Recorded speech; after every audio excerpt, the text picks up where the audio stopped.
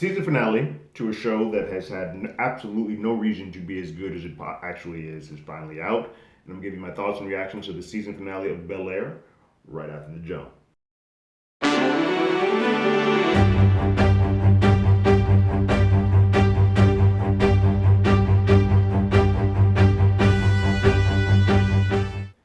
Hello, everyone. Terrence here with Hollywood Already Did It. If you haven't already, go ahead and like, share, subscribe to the channel, ring that bell below, leave a comment. Anytime we have something, you will be among the first to know. I'm late, I know, and I know I have a couple of you folks that do refresh to kind of keep up. You got to sort of follow this along. So I appreciate you.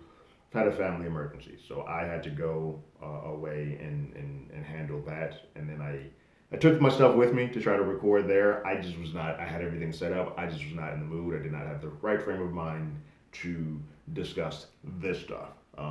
So thank you if you're still with me. Thank you for sticking in there. I appreciate you all. Um, let's talk about Bel Air. Kind of like I called at the beginning in this episode of Where to, the season finale, I knew in some way Will's father would play a part. Now, what I had sort of said is sort of might mirror a little bit what happened in the comedy version of the show, in that his father shows up. They sort of create a bit of a bond, a not tenable bond, but a bond, and his father makes a promise that he does not keep, and Will sort of left alone. That doesn't quite happen here, but we do get a finale that has about much that doesn't quite happen here, but we do get an emotional finale that has about as much emotional stakes and weight as that episode that everybody knows of Fresh Prince. Why don't he want me?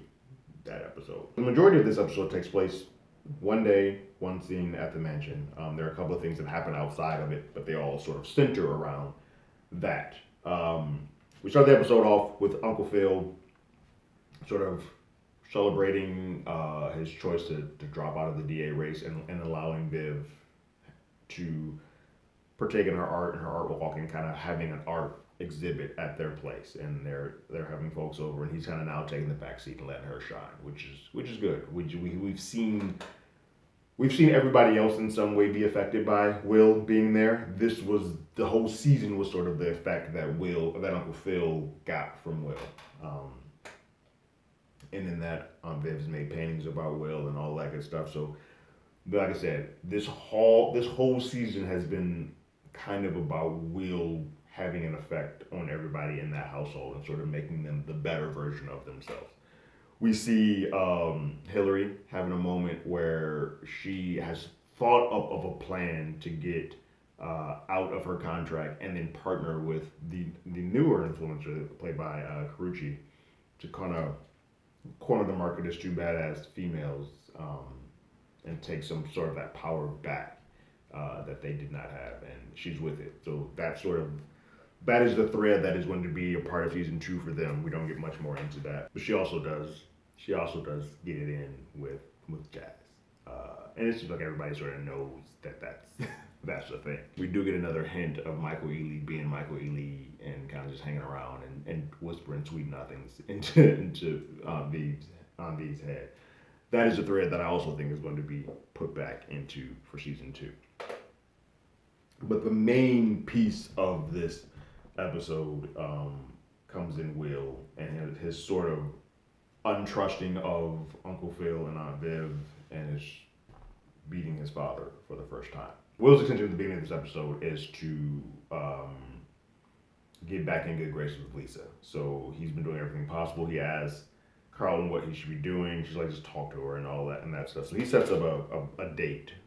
The two of them have a coffee date so he can kind of just air it all out there and talk. While he's doing that, the family starts to, Carlton and Ash and them all start to sort of realize that Uncle Phil, their dad for them, not Uncle Phil, but Phil has sort of lied to the family about why G is gone. And in that, Will feels that like it may have something to do with the fact that he found that dossier about his father. He told Uncle Phil about it, and from that point on, G has been gone. And they're kind of started like, wait, what? We don't have food. We don't have this. We don't have this taken care of. Like, that should have been a family discussion, and it comes back to Aunt Viv, and she's also like, yeah, we should have had that discussion.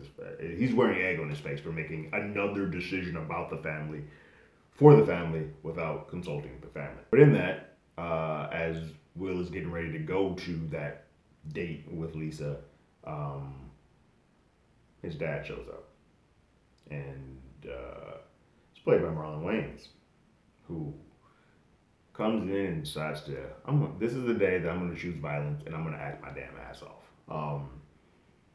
But they have a tit for tat with Uncle Phil and Aunt Viv there that Carlton is coming down the stairs and sort of overhears.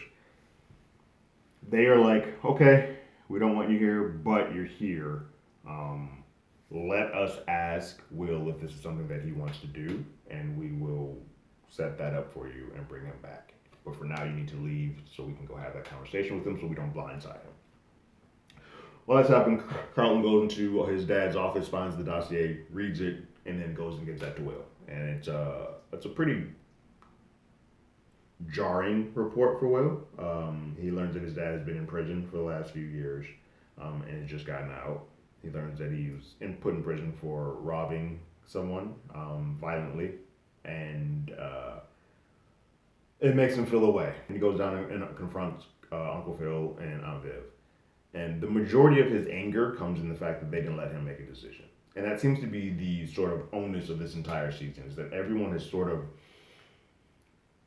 done what's best for Will without giving Will an option. And Will's getting to that point as an adult where he's like, let me choose something for my life, as opposed to like him getting to the fight with folks.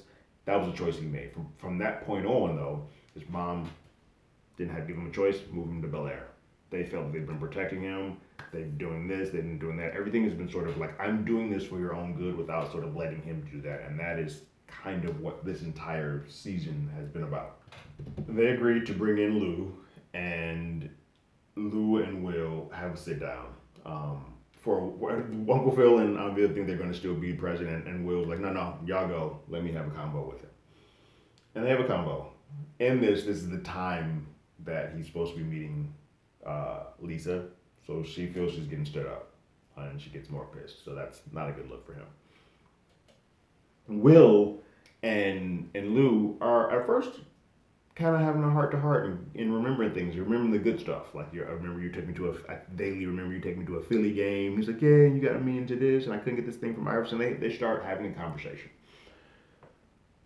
But then it gets south when Will asks about the incident that got him put into prison. And then Will mentions his mom and how she's like, but she said you did this and this and this, and Lou starts badmouthing his mom. And Will's response to that is not good. Because the only person that has been there for him is her. And of course he's going to be defensive of her, that's his mama. And they start going back and forth. And it gets emotional, it gets heated. You can see that in this scene, there is a way that Lou cares about Will. Some of it's selfish to say like, oh, that's my boy. Some of it's like, I'm around my kid.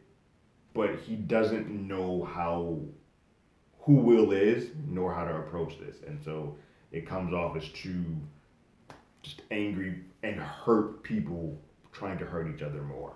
And it plays really, really well. It's funny, because I know everybody remembers that heartfelt scene in the comedy show, Why Don't You Want Me? And it plays really well there, and it's so memorable there, because that show up to that point had all been comedy. And then you have that dramatic moment that just sort of jars the rest of it and sort of sticks with you.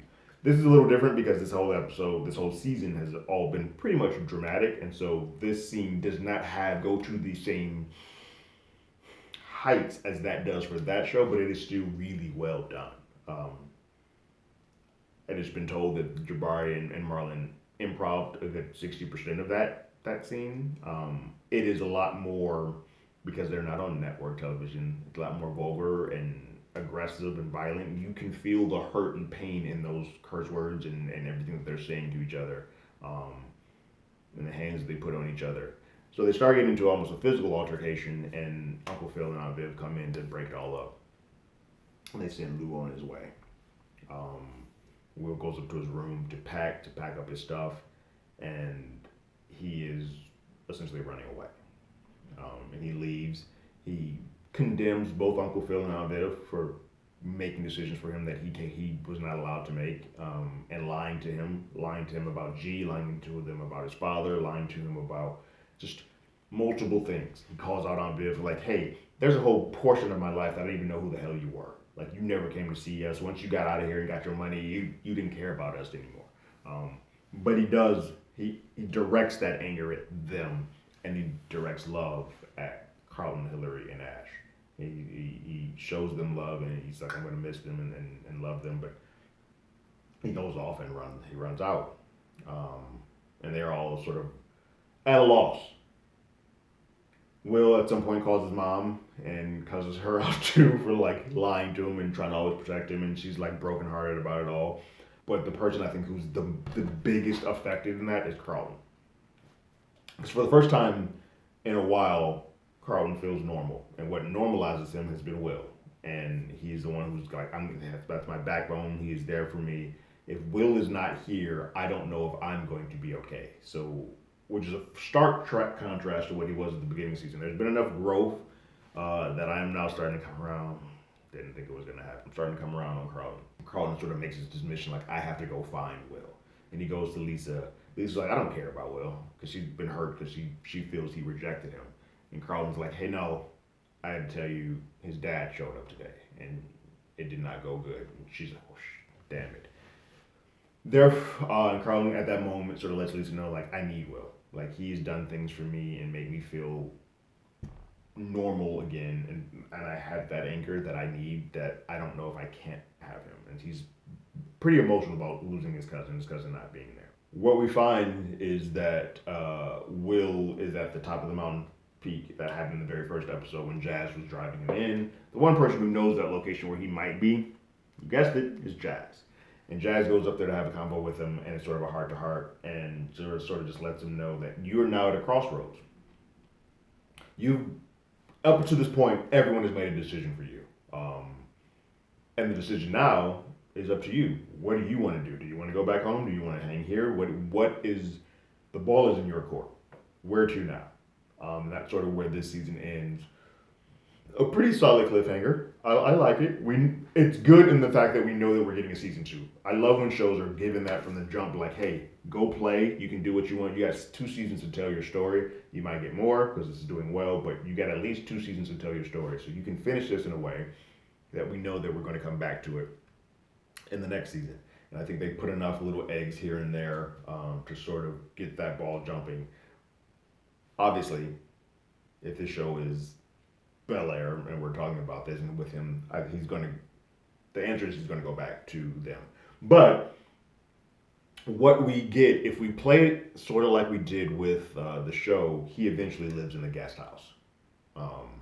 I think that might be sort of the onus that the bridge that he gets, like, yeah, I like to stay with you guys, I like to be around you guys, but I want to take the guest house. And they may be able to sort of, that might be the thing that sort of bridges back to that original series, and then kind of keep the ball rolling on Will getting some sort of sense of self and sense of independence and a little bit of a choice in all of this.